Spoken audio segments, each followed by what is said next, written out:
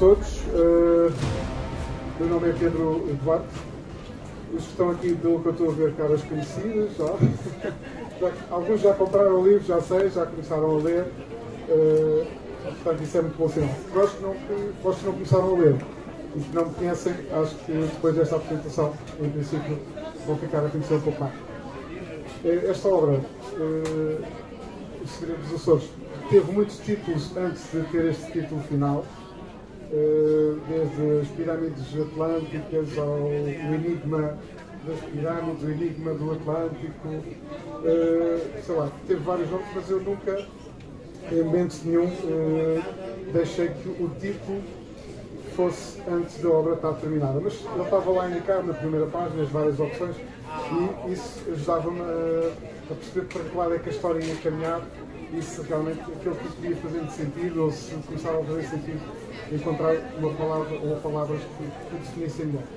E a realidade é que o título foi alterado já depois da obra concluída e revista, e apareceu este Segredo dos Açores, porque toda a narrativa, sobretudo a narrativa final, que é uma parte mais emocionante, digamos assim, do fio condutor da história, começou a indicar para este nome. E realmente todos os outros, apesar de fazerem sentido em algumas partes do livro, não faziam um sentido tão forte como este Segredo dos Açores. Curiosamente, já vi que este ano houve muitos livros que foram lançados até autores conhecidos, cuja palavra segredo aparece, como até o José Rodrigues dos Santos, o Pedro dos Ri, outras pessoas que utilizam a palavra segredo. Se calhar é algo que está também em nós. Esta palavra segredo, para mim, define tudo o que eu consegui compilar, consegui reunir e consegui transcrever para uma história ficcionada com que eu acho que tem algum interesse, e essa palavra resume o significado que existe por trás, não só das palavras, mas dos acontecimentos que eu vou descrever na narrativa. Bom, isto foi um preâmbulozinho de como apareceu o título do livro. Sobre mim, para as pessoas que não conhecem, uma vez que esta é a minha primeira obra, eu sou arquiteto, como aliás quem comprou o livro já viu na parte biográfica. Fui arquiteto até 2008, mas tinha feito um mestrado no ano 2004, até 2006, sobre cultura arquitetónica, onde estudei civilizações antigas. E, efetivamente, foi um tema que sempre teve a ver comigo, e durante esse período de 2 anos estudei bastante as pirâmides maias, e iria ser, à partida, a minha tese de mestrado, e até houve quem me propusesse esse tema para doutoramento. Bom, o doutoramento está aqui. passados 30 anos, está aqui o doutoramento, porque realmente isto envolveu 3 anos de investigação, com troca de informações com pessoas da Ilha Terceira, investigadores que estão a estudar o tema da hipótese da ocupação pré-portuguesa das Ilhas dos Açores, e pré-portuguesa não só antes dos portugueses lá chegarem, em 1427 foi a primeira vez que avistaram o ilhéu dos Açores, mas até antes da formação de Portugal como Estado. Portanto, e essas pessoas, que são um grupo muito pequeno, têm convidado vários cientistas a ir a visitar as ilhas, sobretudo a Ilha Terceira e a Ilha do Pico, e a Ilha do Corvo também, onde existem muitos vestígios, nomeadamente de homens. Temos também grutas que se julgam serem eventualmente do período final da Idade do Bronze. Temos um columbário, que é uma estrutura funerária em forma de nicho, que, segundo vários historiadores que visitaram na Ilha Terceira, concluíram que as semelhanças com columbários romanos existentes na Bretanha, na antiga Britânia romana, que é hoje em dia o Reino Unido, são incrivelmente iguais. Não há possibilidade de não haver uma relação. E também os famosos baroitos do Pico, sobre os quais se debruça muito desta história, que são estruturas piramidais entre elas feitas com pedra, que, segundo as lendas populares, segundo a tradição popular, dizem que as pessoas locais, que foram os seus antepassados, que para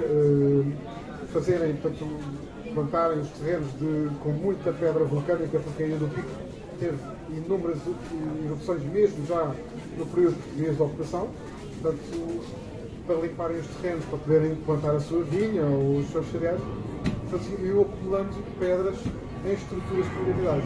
Ora, isto é a história que se conta. Mas nos últimos anos, alguns investigadores começaram a desconfiar de que esta história popular poderá não ser exatamente a história real. Porquê? Porque existem estruturas muito semelhantes nas Ilhas Canárias. Aliás, existem algumas das estruturas que existem nas Ilhas Canárias são exatamente iguais às dos Açores, e isso faz desconfiar que pelo menos havia uma relação entre as Ilhas Canárias e os Açores, que poderiam não ser do tempo dos portugueses e do tempo da ocupação espanhola nas Canárias, mas o que é certo é que isto tem que ser investigado, e não está a ser investigado pelas entidades oficiais, nem a não ser por pequenas pessoas na Ilha Terceira, que vão convidando historiadores e investigadores internacionais, que ficam perplexos com o que encontram nos Açores, inclusive as tais antas na Ilha Terceira, na zona da Grota do Medo, dolmens que eu visitei, e posso garantir que aquilo não foi construído por portugueses, não faria em qualquer sentido. Temos de repente um monte no meio da paisagem, que é um sítio, um promontório, com vista para o Monte Brasil, na Ilha Terceira, alinhado perfeitamente norte-sul, cheio de antas e dolmens, com uma assinatura específica, portanto, feita com uma intenção. E portanto, não são portugueses da Idade Média, ou mesmo do século XV ou século XVI, que iriam construir dolmens, nem que fosse por brincadeira, porque estamos a falar de pedras com toneladas de peso, organizadas numa estrutura de um monte e com uma certa lógica ritualística. Mas isso é só um exemplo. Portanto, para mim, aquilo que mais me interessou para escrever esta história foi os Amarões, porque hoje em dia o tema das pirâmides, apenas das pirâmides de degraus, cuja tradição já vem dos Sumérios e depois passou para o Egito Antigo, sobretudo Saqqara, onde começaram a ser construídas as primeiras grandes pirâmides em degraus, foi passando não só para o Norte da África, como também para outros povos do Mediterrâneo. Inclusive encontramos estruturas piramidais muito semelhantes aos dos Marotos nos Açores, também na Sardanha e na Sicília, datadas, que já estão perfeitamente estudadas por historiadores e arqueólogos, datadas de períodos que podem ir até 3.000, 4.000 anos atrás, portanto, do final da Idade do Bronze. Estamos a falar de povos como os Ciclos, que viviam na Sicília, ou como os povos do mar, que eram um conjunto de povos que não tinha propriamente este nome, eram povos gregos da Grécia Antiga, ou pré-gregos, se quisermos chamar, de guerreiros, que também tinham, um pouco como os vikings, tinham uma parte da população que se dedicava à agricultura, outra que se dedicava portanto, à navegação, ao comércio no marítimo, e portanto esses povos, ainda numa fase pré-grega, foram chamados por muitos povos do mar. Algumas dessas tribos tornaram-se violentas, como os vikings, e acabaram por estes povos do mar, não organizadamente, conquistar uma grande parte do Mediterrâneo. Portanto, inclusive estes próprios povos do mar poderão ter chegado aos Açores. Existe também uma hipótese muito forte, que é dos vikings, porque os vikings, a partir do século do ano mais ou menos 800, 850, começaram a ter uma forte movimentação pelos mares do norte. Chegaram à Rússia, ocuparam uma grande parte da Rússia navegavam nos rios e chegaram até Istambul, ocuparam todo o Mar do Norte até chegarem, como nós sabemos, ao que é hoje em dia o Reino Unido, e destruíram a monarquia, conseguiram invadir, digamos assim, a monarquia, que era uma monarquia muito forte da Inglaterra, e obrigaram os ingleses a aceitar a sua presença. Mas os ingleses obrigaram-nos a aceitar a sua religiosidade cristã. Neste período em que os vikings passaram da Dinamarca para a Islândia, em períodos sucessivos da Islândia para a Groenlândia e da Groenlândia para o Canadá, e mesmo para a América, estamos a falar de um período que vai do ano 850 mais ou menos até ao ano 1000 e pouco. E durante esse período os vikings muitas vezes aventuravam-se em mar aberto com as tecnologias de navegação que tinham na altura. Eles, hoje em dia já se sabe que do período medieval foram o povo que maior avanço fez na indústria náutica, não só na forma como construíam os barcos, como também nas técnicas de navegação. Eles foram precursores na Europa da tecnologia do cristal, que hoje em dia, não sei se alguém viu, as pessoas estão aqui, se viram aquela série dos Vikings, que começou em 2012. Na primeira season, eles mostram como é que eles navegavam em mar aberto com um cristal de calcite, apontavam para o céu nublado e conseguiam, quando o cristal se iluminava, sabiam a posição do sol ao meio-dia. Eles tinham mais ou menos a noção das horas. Sabiam que naquele ponto mais alto do sol, e então o que eles faziam era navegar de nascente para poente e de poente para nascente. Era a única forma que eles tinham de se orientar em mar aberto. E por isso era necessário aquele cristal. E também usavam já, na altura, uma bússola que era colocada num balde com água, um balde de madeira, uma bússola de madeira que era um disco com a marcação da Rosa dos Ventos, que nessa altura, ao meio-dia, quando eles conseguiam ver o sol no seu ponto mais alto, através desse cristal dos dias nublados, através do sol num dia normal, conseguiam saber que aquela rota nascente-poente estava correta, porque nessa bússola eles tinham indicado, tinham portanto uma estaca, e essa estaca indicava uma sombra, e essa sombra tinha que ter um comprimento específico para eles não fugirem da latitude correta.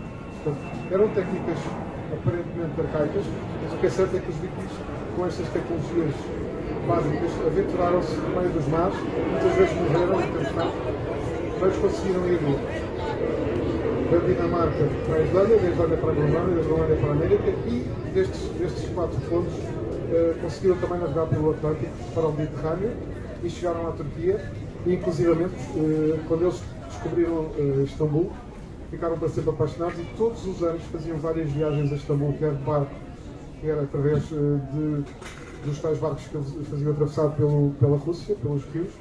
Iam a Istambul comprar tecidos valiosos em troca das peles que eles tinham, que caçavam nos seus países nórdicos, e havia um intercâmbio muito grave. Portanto, os vikings hoje em dia, das hipóteses todas que existem da presença pré-portuguesa nos Açores, são aqueles que estão a cativar mais os investigadores, porque já existem neste momento provas científicas de que nas lagoas de São Miguel e nas lagoas da Ilha do Pico foram encontrados químicos na terra que são compatíveis com os dejetos de animais bovinos e caprinos e também de cevada selvagem. Ora, a cevada selvagem era um dos principais cereais dos vikings, precisamente, porque eles já fabricavam a cerveja, como todos sabemos, e a cevada selvagem muitas vezes eles levavam em sacos de sementes para, no caso de descobrirem terras novas, plantarem a sua cevada de uma temporada ou duas temporadas do tempo que lá tivessem, e para terem garantido as suas colheitas. Portanto, isso foi exatamente o que parece ter acontecido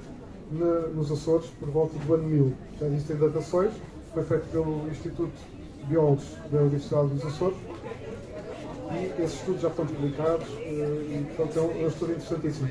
Porque realmente aquelas pessoas que dizem não houve cá ninguém nas Ilhas dos Açores antes dos portugueses, isso parece que já está provado que não é assim. Agora, porquê que as pessoas, muitas pessoas, a maioria das pessoas, não quer aceitar que houve uma presença pré-portuguesa? Isso já é outra história. O que acontece é que os poucos que estão interessados em demonstrar a parte científica de que poderão ter existido povos ali nos Açores, essas pessoas estão-se a juntar e está a criar um movimento bastante grande. E eu, com este livro, espero para contribuir também para divulgar este tema, porque ao ser uma narrativa ficcionada do tipo romance, vai facilitar também os leitores a compreender melhor esta problemática, que é um tema interessantíssimo. Aliás, todos os investigadores que foram à Ilha Terceira e foram ao Pico e ao Porto e verificaram no sítio todos estes vestígios, ficaram perplexos como é que era possível o governo regional e as entidades públicas a nível nacional de Portugal não estarem interessados em escavar, fazer explorações arqueológicas e investigar profundamente, de forma oficial, estes vestígios arqueológicos. Mas eles estão lá. Esperamos que eles não sejam destruídos, e este livro fala precisamente, dedica o tema a essa tentativa de preservação que é necessária para que não destruam, porque inclusive agora, por exemplo, na Ilha do Pico, que é onde existem a maior parte das estruturas piramidais dos Açores, esses terrenos são privados e estão a ser recentemente ocupados por vinha, porque é uma indústria que atualmente está a rentabilizar muito o investimento e também para situações turísticas, e portanto há o risco de muitos destes vestígios, sobretudo os mauresses, desaparecerem. Ora, porquê que é importante que eles não desapareçam? Porque eles ainda não foram escavados. Houve um arqueólogo que, com a sua organização, que é a APIA, fez uma escavação por debaixo de um dos maroços, onde existe um hipogeu com uma estrutura triangular no teto e com uma galeria um pouco mais ampla no final, onde foram encontrados, foram escavados esse percurso e foram encontrados conchas, carvões, até foi encontrado um cachimbo muito antigo, que se pensa que seja nórdico, e daí veio ajudar a comprovar a possibilidade de serem construções dos vikings, porque existe na Europa, no norte da Europa também, na zona do norte de França, uma zona já muito próxima, das mais próximas, digamos assim, do Reino Unido, que era um istmo, portanto uma zona isolada da Terra, onde e normalmente essas tipologias geográficas eram usadas para fazerem necrópolis. E precisamente nessa zona, um pequeno ilhéu, digamos assim, ligado por terra, existem construções muito semelhantes aos maroços do Pico também, feitas com degraus, e que essas sim já estão estudadas, avaliadas, datadas de 4.500 anos, portanto, de 4.500 anos de Cristo, peço desculpa, portanto, estruturas já com 6.500 anos, com vestígios que já estão perfeitamente catalogados e referenciados. E houve depois construções posteriores que também estão associadas aos vikings em muitos países nórdicos, também com pedra solta. Portanto, para haver aqui muito tema para investigar e à volta disto que foi construído, digamos assim, o esqueleto desta estátua. Como é que surge o Truman Fact? Eu, em 2018, consegui publicar um estudo numa revista alemã de arqueólogos muito conhecida, que é o Tempos Míticos, em alemão não sei dizer, só seguir escrito. E esta revista Tempos Míticos move muitos arqueólogos a nível, sobretudo da Europa Central e da Alemanha. Ora, na Alemanha existem muitos arqueólogos interessados em investigar este tipo de vestígios, como existem nos Açores, que são pontas soltas, digamos assim, na história, que ainda não estão muito estudados ou nada estudados. E, portanto, são oportunidades para muitos arqueólogos na Europa aprofundarem estes temas. Quando eu publiquei esse tema, tive um feedback bastante interessante. O dono dessa revista, que é o Eric von Däniken, muitos devem conhecer, que é o indivíduo que publicou pela primeira vez nos anos 70 a teoria dos alienígenas astronautas. Eu sei que esta teoria é um pouco arrojada, não tem nada a ver com arqueologia, digamos assim, mas o Eric von Däniken esteve em Lisboa em 2020, eu fui assistir à palestra dele, fiquei maravilhado com o tema, a forma como ele apresentou, e ele é o proprietário dessa revista e publicaram. Ficaram muito interessados no tema e quiseram ir visitar os Açores. Eles têm um amigo que tem um projeto muito conhecido, que é a Mission Abora, que vem já do tempo do Thor Heyerdahl, que é um norueguês que nos anos 50 e 60 ficou muito conhecido por ir à Ilha de Páscoa e começar a investigar profundamente a Ilha de Páscoa, escavou a Ilha de Páscoa, depois acabou nos anos 70 por ficar a viver nas Ilhas Canárias. Porquê? Porque as Ilhas Canárias têm pirâmides escalonadas, como eu falo aqui, e ele, o Thor, nunca mais abandonou as Ilhas Canárias. A partir daí montou lá a sua casa, montou um pequeno museu que ainda existe hoje, que é as Pirâmides de Guimarães, as famosas Pirâmides de Guimarães, que são exatamente estruturas muito parecidas com as dos Açores, embora essas de Guimarães especificamente não são as mais parecidas. Existem nas Canárias outras que são mesmo idênticas. Sobretudo nas zonas norte das ilhas, onde, curiosamente, muitos portugueses, no início da ocupação espanhola, ficaram a viver e a explorar territórios para a agricultura em parceria com os espanhóis. Portanto, poderá haver aqui uma relação portuguesa nos Açores, portuguesa nas Canárias. É uma das hipóteses que eu falo neste livro. Mas quando eu publiquei esse artigo na revista alemã, tive um feedback muito positivo e disseram: tu tens que escrever um livro sobre isto. E quando eu encontrei o Eric von Däniken aqui no Cinema São João, no ano 2000, o assistente dele, que é o Ramon Zurcher, Ramon Zurcher, que é o assistente dele, disse-me: tu tens mesmo que escrever um livro sobre isto, porque isso que tu mostraste, essas imagens dos Moreiros, são fabulosas. Nós temos que investigar isso. Isso está no meio do Atlântico, está entre o Mediterrâneo, a Europa e a América, e essas construções têm um significado muito especial. É uma peça do puzzle histórico e arqueológico mediterrâneo fundamental e da América. Portanto, nós temos que perceber se os Açores tiveram realmente, ou foram um ponto de passagem de populações indígenas, até da América para os Açores e dos Açores para o Mediterrâneo e para a Europa, e vice-versa. Do Mediterrâneo se houve povos que utilizaram os Açores como plataforma intermédia para chegarem à América. Hoje em dia sabemos por representações de mosaicos romanos, existem representações de ananás, por exemplo, que era um fruto tropical que só existia na América. Entre outras coisas, aparecem também representadas muitas vezes palmeiras específicas que só existem na Amazónia, ou descrições muito tenues em escritores da Roma Antiga. Eu falo muitas vezes, faço algumas citações que eu acho que são interessantes, como uma citação importantíssima de um tal Diodorus, que a certa altura começa a falar de umas ilhas que os cartagineses, que eles na altura já falavam dos cartagineses, os cartagineses tinham encontrado no meio do Atlântico, depois de viajarem durante 20 e tal dias por causa de uma tempestade, e encontraram uma ilha muito grande com palmeiras. Pela descrição toda que existe nesse texto romano, julga-se que eles estivessem a falar precisamente do Brasil, da chegada desses cartagineses ao Brasil. O que é certo é que na Ilha do Corvo aparecem as famosas moedas cirenaicas da Ilha do Corvo, que foram encontradas pelos primeiros portugueses quando estavam a habitar o Corvo, porque o Corvo foi das últimas ilhas a ser habitada pelos portugueses quase 100 anos mais tarde, porque era uma ilha muito remota, muito pequena, não tinha grande interesse para as pessoas. Alguns até lhe chamavam o Ilhéu das Flores ou o Ilhéu. Mas o que é certo é que num dia de tempestade, junto ao mar, um muro, uma construção antiga que estava ali, desabou e apareceu um balde com um saco em pele com umas moedas muito antigas. O padre lá da paróquia, chegaram-lhe as moedas à paróquia, e ele achou por bem começar a distribuir aquilo pelos amigos. E então, muitas dessas moedas não existem hoje, mas um conjunto de 7 moedas, eram prata e ouro, as melhores, segundo a descrição do historiador mais antigo dos Açores.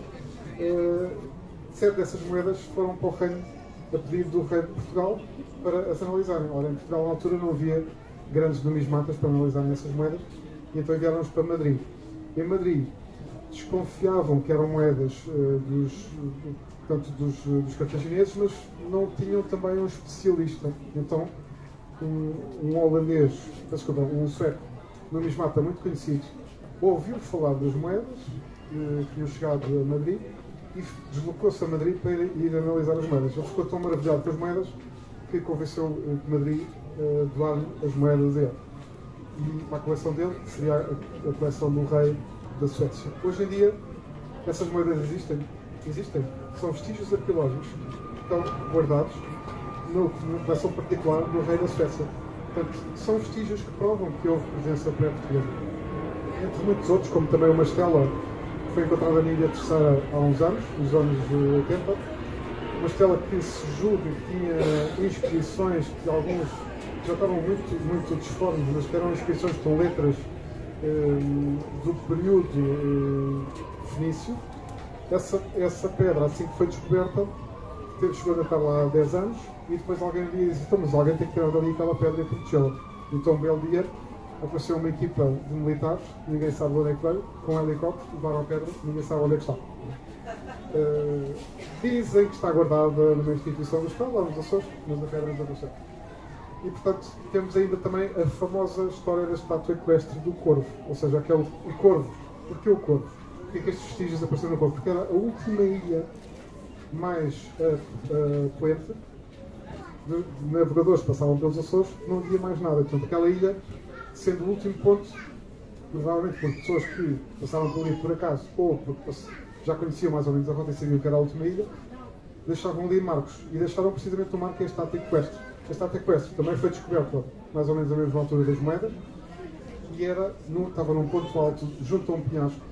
E quando as pessoas que chegaram ali acharam muito estranho, porque descreveram aquilo como tinham um pedestal com uma escrita que eles não entendiam, não reconheciam aquela escrita, e a estátua representava um cavaleiro com os pés descalços, com uma capa, com um capuz, a apontar para noroeste.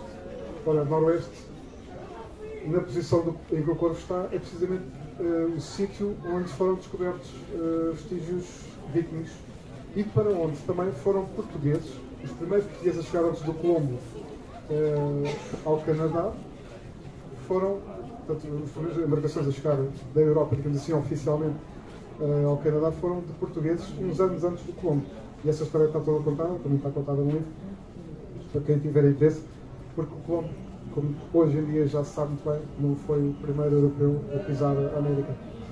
E antes dele, os vikings estiveram lá, e antes dos vikings, provavelmente os cartagineses, os fenícios, até há quem diga que terão celtas também chegado lá. Os romanos, existe, por exemplo, uma povoação maia junto à costa, que é a povoação maia mais nascente, que tem construções do tempo dos maias feitas com tijolos ao estilo romano.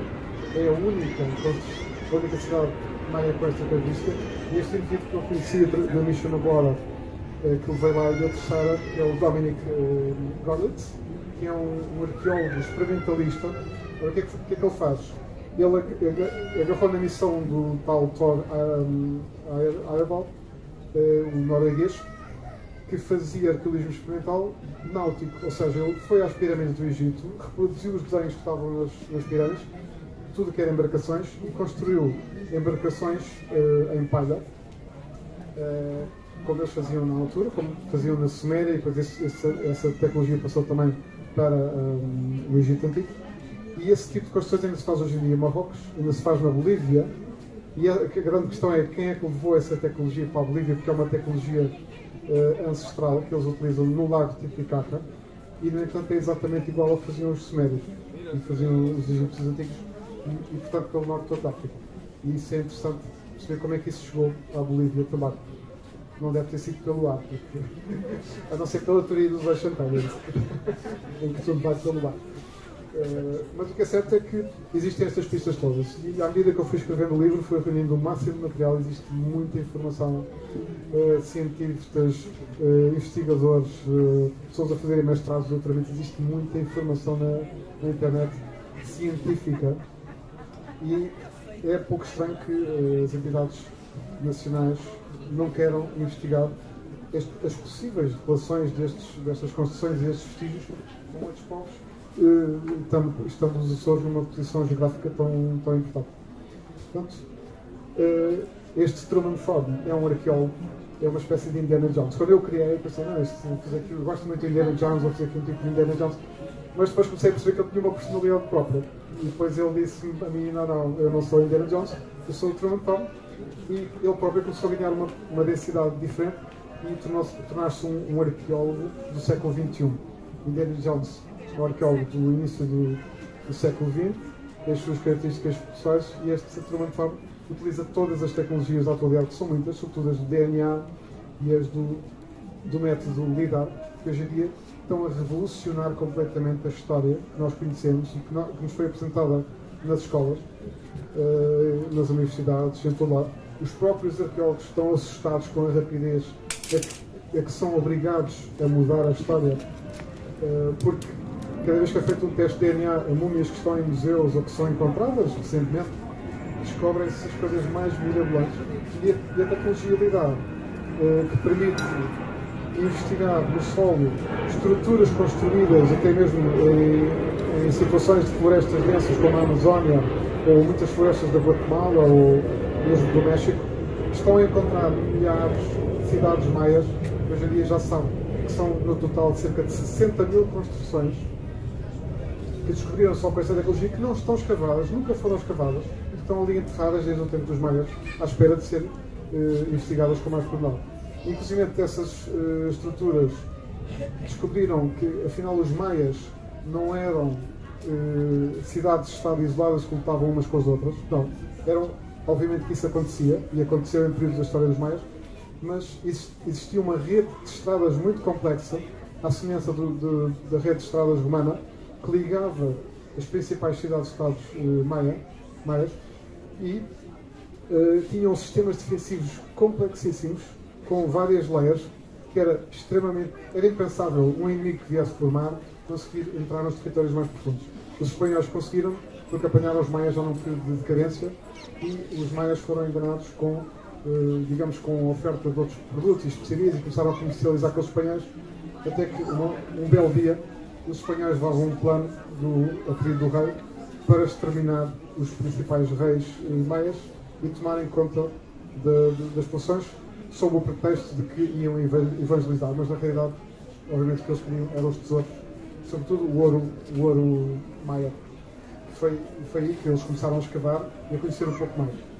Portanto, os Açores podem estar num triângulo, são um triângulo, aliás, no que respeita à parte geográfica, porque os Açores estão precisamente sobre 3 placas continentais, a placa africana, a placa europeia e a placa americana, e há quem diga, sobretudo os geólogos que fazem estudos mais profundos, que um belo dia os Açores até podem desaparecer.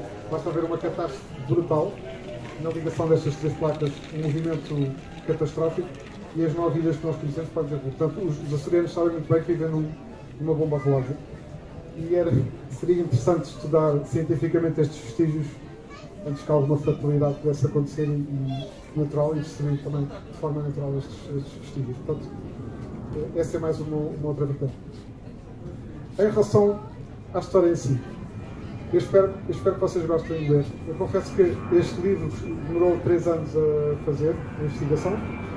Foram muitos contactos com os tais investigadores da Ilha Terceira, durante a pandemia, muitas trocas de mensagens pelo Messenger, muitos e-mails. Eles deram pistas interessantes, eu propus também algumas teses, foram batidas entre eles e comigo também, e portanto isto passou a ser também quase a tal minha tese de doutoramento, e fui reunindo à volta do livro todas as teses possíveis que existiam sobre não só os portugueses, como já durante a presença portuguesa de eventuais construtores. Se eu cheguei a alguma conclusão quem construiu os Marões, não sei, não vos vou contar, não quero fazer spoiler, mas também vos posso adiantar que a versão que eu apresento como final, digamos assim, obviamente é ficcionada, não é real, mas é provavelmente tão verosímil como todas as outras que nós sabemos que poderão ser reais. E porquê? Vocês depois vão descobrir. Essa parte deixo com vocês e espero que depois comentem. Eu tenho um grupo no Facebook que é o Arcana Áurea, que está na página da ficha técnica. Vocês têm a indicação do grupo no Facebook, podem lá colocar, fazer postagens de fotografias. Eu também vou postar não só todo o tipo de eventos que surgem à volta do livro, mas também muitas das referências históricas e arqueológicas que estão aqui, que são muito complexas às vezes, para pessoas que não as conhecem. Vou apresentando fotografias para as pessoas poderem comparar e perceber. Inclusive já estão publicadas nesse grupo muitas fotografias de pirâmides escalonadas de todas as partes do mundo, estruturas que são mais parecidas, como as das Canárias, as da Sardenha e da Sicília, para vocês perceberem que existe realmente ali uma história que tem que ser melhor estudada e melhor analisada. Acho que da parte do livro já contei tudo o que acho que tem interesse para contar por agora. Vou só, muito rapidamente, ler um pequeno trechinho do livro para a quem não comprou ainda deixar um pouco do gosto.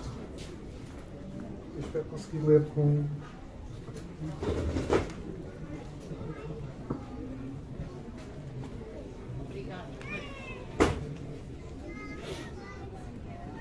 Esta parte que eu vou ler agora é uma das partes mais emotivas do livro, que é no capítulo 5, em que Salomé, depois vocês vão descobrir quem é, que é uma personagem perturbadora ao longo da história, que ela vai criando alguma disrupção na narrativa e vai deixando as pessoas desconfiadas quem será esta Salomé, o que é que ela está aqui a fazer, porque é que ela está a criar aqui algumas areias nesta engrenagem da história, mas depois no final do livro vão perceber. Então este é um episódio em que ela, o namorado dela, que era a paixão dela, desaparece, e é talvez o episódio, o capítulo mais sensível de toda esta história. Mas ela estava demasiado ansiosa. Tinha de ir para a Ilha do Pico, enquanto ainda havia barcos para fazer a travessia. Estava distraída e temia o pior. Junto com a sua amiga, passaram pelo apartamento onde vivia nessa época. Uma casa antiga, alugada, que partilhava com alguns amigos, localizada mesmo no centro da cidade da Horta. Aí vestiu um casaco, pegou numa fotografia de João, que guardou na sua mochila, onde juntou alguma fruta, água e umas sanduíches que a sua amiga preparou. Foram até ao embarcador, onde conseguiram apanhar o último barco, pelas 10 da noite. rumaram então em direção à Ilha do Pico, para de alguma forma ajudarem na busca. Tudo parecia incerto a Salomé naquele momento. Ainda uns dias antes, tinha passado momentos incríveis com João e agora sentia um vazio, uma escuridão dentro de si. Como se sentisse que ele já estivesse morto e desaparecido da sua vida para sempre. No deck superior do barco, ela nem sentia o vento forte que lhe varria as lágrimas da cara.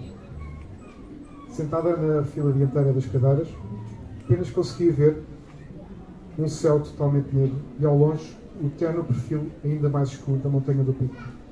Mesmo à sua frente, as lágrimas nem lhe permitiam apreciar o maravilhoso cenário límpido noturno de estrelas dessa noite fatídica. A sua amiga abraçou-a e Salomé pousou a cabeça no seu ombro. Sentia-se sem forças. Sabia que aquela imagem de negritude era um muito mau presságio, como se a luz da sua vida tivesse sido apagada para sempre, em apenas algumas horas. Este é um dos momentos mais emocionais da história, e vocês vão perceber a angústia que ela sentiu nesta procura, no momento em que ela não sabia se o João, o seu namorado, tinha morrido, tinha desaparecido, se simplesmente tinha ido uns dias, passaram uns tempos fora. Portanto, ela estava absolutamente destruída porque ele tinha estado com ela no dia anterior e de repente ela deixou de ter contacto com ele. Neste mesmo capítulo, vou-vos só ler aqui também uma outra parte, que é em que eu passo da parte histórica da Salomé de repente para a realidade, em que ela se vai encontrar, vai em direção ao famoso café Peters, no Faial, e vai-se passar aqui um pequeno momento com o Truman Funk. Já arranjada, Salomé agarrou no seu blusão de cabedal castanho escuro, onde tinha guardadas a sua carteira e as suas chaves, e saiu. Ia cumprir o seu plano de jantar fora. Caminhou em direção ao centro até encontrar uma porta de onde irradiava alguma animação. Vozes que se misturavam em vários idiomas, risadas, copos que te limpavam em brindes. Do outro lado da rua, uma sinfonia de cordas dos veleiros estacionados na marina anunciava o vento forte feialense de fim de tarde. Por entre nuvens, o sol já mergulhava na linha do horizonte. Antes de entrar no bar, a arqueóloga fixou por uma fração de segundo, admirando aquele momento sagrado. Um ponto laranja apareceu instantaneamente refletido nas suas pupilas, conferindo um poderoso olhar flamejante. Bem de frente para a cidade da Horta, a majestosa montanha vulcânica do Pico apresentava algumas nuvens que se misturavam com o pouco gelo que ainda insistia em permanecer no seu cume. Um dos mitos desta montanha era que, se tirássemos todos os dias uma fotografia do mesmo local, ao longo de anos, nunca íamos conseguir obter duas imagens iguais.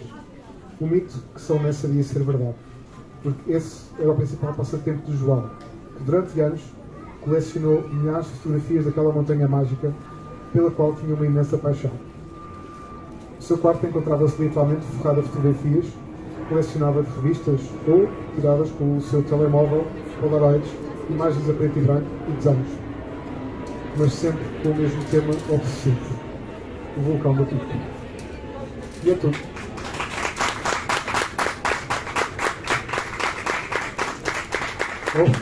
Obrigado por terem tido a paciência de me ouvir. Espero, aqueles que não conhecem a obra, espero que a venham a ler de alguma forma, que a comprem, que a venham a ler ou que já são emprestados a alguém e que tomem contato com esta história, que eu acho que este livro tem conteúdo suficiente para ensinar muitas pessoas. Eu jamais iria escrever um livro, um romance, em que fosse um conjunto de diálogos normalíssimos do nosso dia-a-dia, porque para mim um livro tem que representar sempre uma forte transmissão de conhecimento. E este trabalho foi um pouco hercúleo, mas foi isso que eu me propus: transmitir conhecimento, e acho que as pessoas não vão ficar indiferentes a esta história, até porque o Truman soube criar aqui uns pozinhos, sobretudo nos capítulos finais. Há uma espiral de acontecimentos que até a mim me deixaram com dor de cabeça. Obrigado.